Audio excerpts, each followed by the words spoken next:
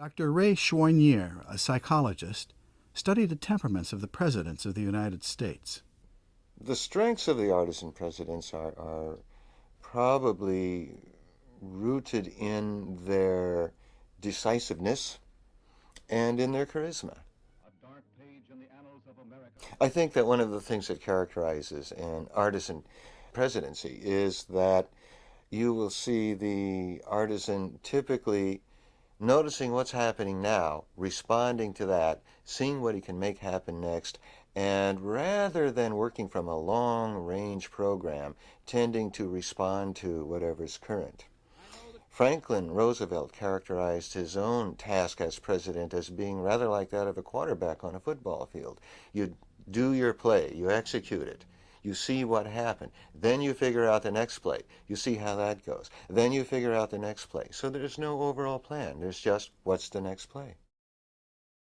The best known guardian president is George Washington, our very first president, who was picked by those around him because he was a guardian. Not that they understood temperament, but rather that the qualities, the characteristics that Washington had, everybody recognized were exactly the characteristics that were needed for the man who was going to be the first president of the United States.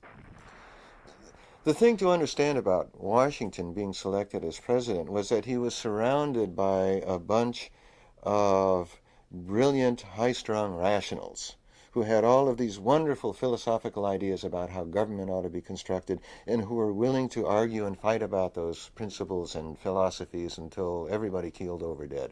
What was needed was somebody who had the solid, stable, dependable, honorable common sense that none of those brilliant rationalists could lay claim to.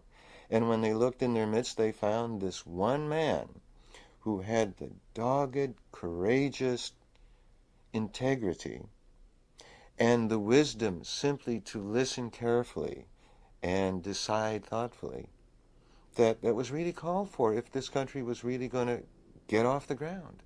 That man was George Washington, who showed us so much of what can be absolutely wonderful about the Guardian. The best known rational president is Abraham Lincoln, who managed to be somehow such a noble man that nobility transcends his temperament. And in a funny sort of way, it makes him difficult to talk about. Nobility is not a function of your type. Nobility can be found in a guardian Washington as surely as it's found in a rational Lincoln.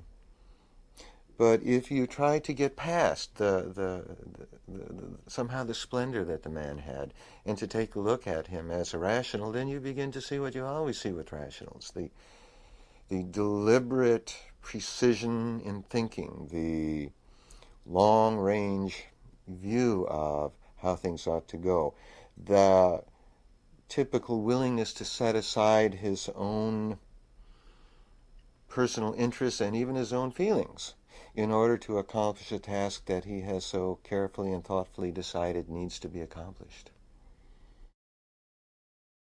Part of the fascination of this whole study of the presidents of the United States is that there has never been an idealist president. Not one, not in the entire history of the United States. And I have speculated about why that should be, and to tell you the truth, I don't quite have an answer yet that I'm satisfied with. I suspect it's a confluence of several different things. First of all, I suspect that the idealists typically are not willing to go through the form of political process that is typically required for one to finally reach the presidency. I also suspect that the idealists have things to say that somehow are extraordinarily difficult to convey to an electorate at large. So that in some general sense, you could probably say that when it's time for action, when something has to change right now, you want an artisan. When things are stable, when it's all holding together well, and you want to continue that, then you want a guardian. When it's time to take a look at the long view and see what we need to go for in the future, then you want your rational. Perhaps when it's time for the people at the top to sit down together and really begin to talk about how there may be the possibility of community rather than constant competition, that would be the time that it would be wonderful to have a good idealist.